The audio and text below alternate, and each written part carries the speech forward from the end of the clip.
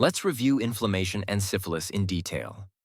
C-Reactive Protein, or CRP, is an acute phase protein that is released quickly after inflammation or tissue injury. Its concentration decreases just as rapidly when the inflammation subsides. CRP is useful for detecting and monitoring inflammation, though it does not tell us the exact source.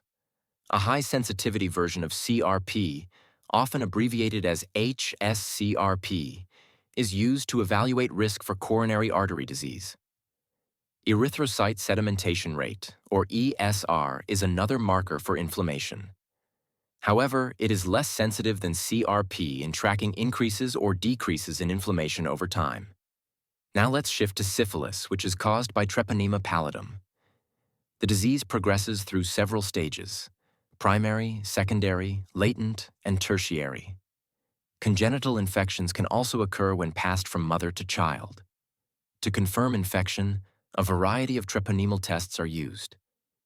Dark-field microscopy can visualize live, motile organisms from primary or secondary lesions. The fluorescent treponemal antibody absorption test, or FTA-ABS, uses indirect immunofluorescence. After removing nonspecific antibodies, patient serum is reacted with a strain of T. pallidum. Fluorescin-labeled anti-human globulin is then added, and fluorescence indicates a positive reaction. Another test is the Treponema pallidum immobilization test, or TPI, where live treponemes are mixed with patient serum.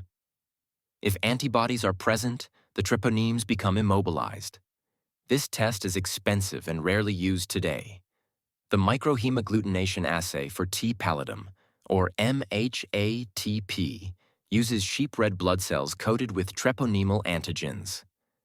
Agglutination indicates antibody presence. The Treponema pallidum particle agglutination test, or TPPA, uses gelatin particles coated with treponemal antigens. A positive test shows a smooth mat across the well, while a negative test shows a compact button at the bottom. Finally, immunoassays are frequently used, including ELISA, chemiluminescent immunoassays, and multiple flow immunoassays, all of which provide sensitive detection of antibodies against T. pallidum. Let's go through the sensitivity of tests for syphilis step by step. Primary stage. In the early or primary stage, the most sensitive tests are the treponemal tests. These include the fluorescent treponemal antibody absorption test, or FTA-ABS, the enzyme-linked immunosorbent assay, or ELISA, the microhemagglutination assay for Treponema pallidum, or MHATP, and the Treponema pallidum immobilization test, or TPI. Non-treponemal tests, such as the Rapid Plasma Reagin, or RPR, and the Venereal Disease Research Laboratory Test, or VDRL, are less sensitive at this stage. Secondary stage. During the secondary stage of syphilis, all tests, both treponemal and non-treponemal, are equally sensitive. This is the stage where the disease is highly active and detection is most reliable across methods. Late stage. In the late stage, the treponemal tests again stand out as the most sensitive. These include FTA-ABS, ELISA, MHATP, and TPI.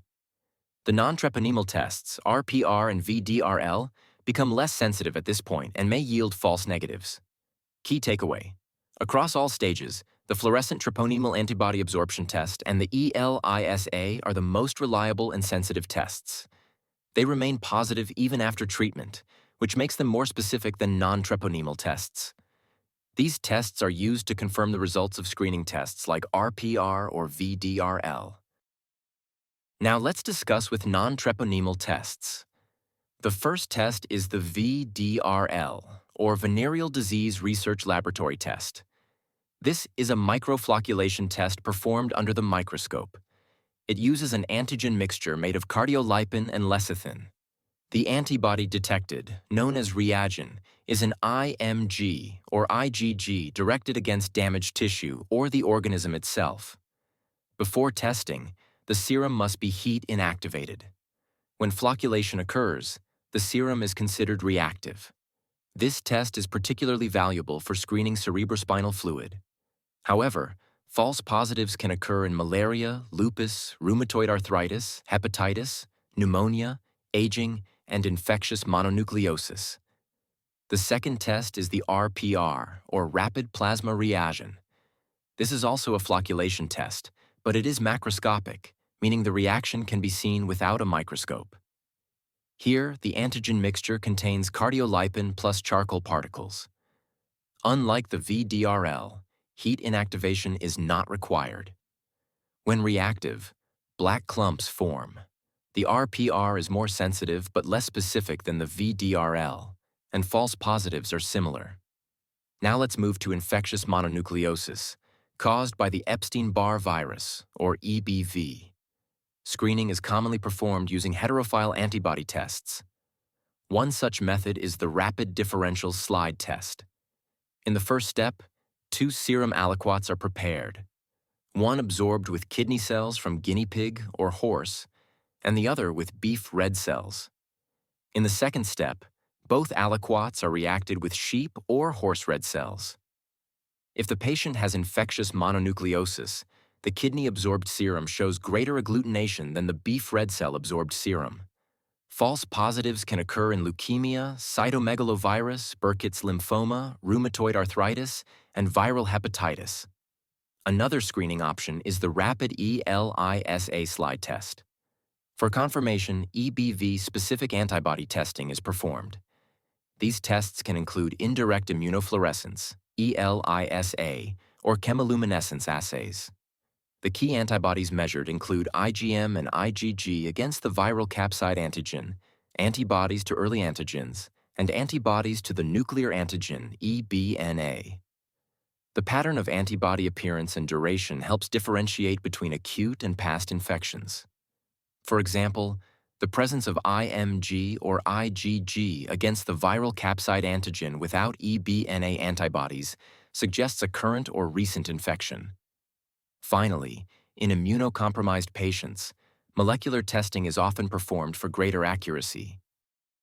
This graph shows how Epstein-Barr virus antibodies appear and change over time following infection. IgM anti-VCA rises quickly during the acute phase, peaking around 8 to 12 weeks, then declines rapidly. Its presence signals a recent infection. Anti-EA, or early antigen, also rises early but then fades, often disappearing completely. This is another marker of acute infection.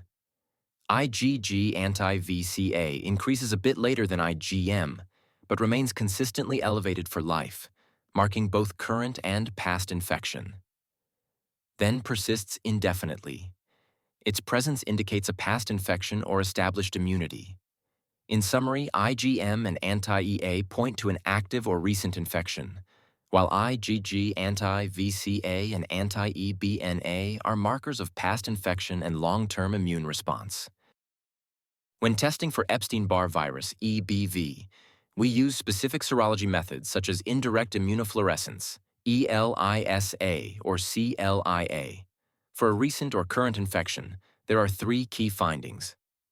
The presence of IgM anti-VCA, the presence of anti-EA, early antigen, or IgG anti-VCA without anti-eBNA. For a past infection, the profile changes. Anti-eBNA becomes positive, and IgG anti-VCA remains, but without any detectable IgM anti-VCA. This pattern helps clinicians differentiate between an ongoing infection and a previous resolved one. Let's discuss Streptococcus group A, infection tests for antibody and antigen. The Streptozyme test is a slide agglutination screening test. It looks for antibodies to 5 different streptococcal antigens: streptolysin, streptokinase, DNase, NADASE, and hyaluronidase. The reagent used is sheep red blood cells coated with these antigens. When diluted patient serum is added, if antibodies are present, visible agglutination occurs.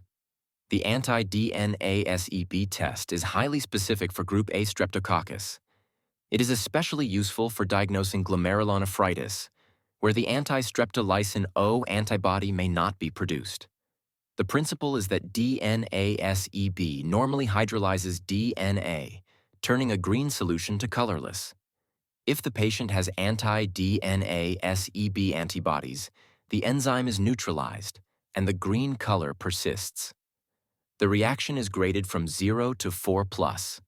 The anti-streptolysin O neutralization test, or the ASO neutralization test, works on the principle that antibodies to streptolysin O prevent it from lysing group O red blood cells.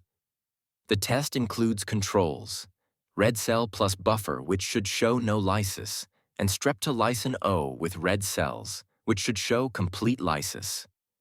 In the procedure, patient serum is incubated with streptolysin O and group O red cells. If antibodies are present, hemolysis is prevented. Results are expressed in TOD units, with less than 166 TOD units indicating neutralizing antibodies. There are two main antigen tests. First, the lateral flow immunochromatographic assay, or LFA. This is a rapid test performed on a throat swab. Antigens react with enzyme-labeled antibodies on a cassette membrane. If positive, a red line appears.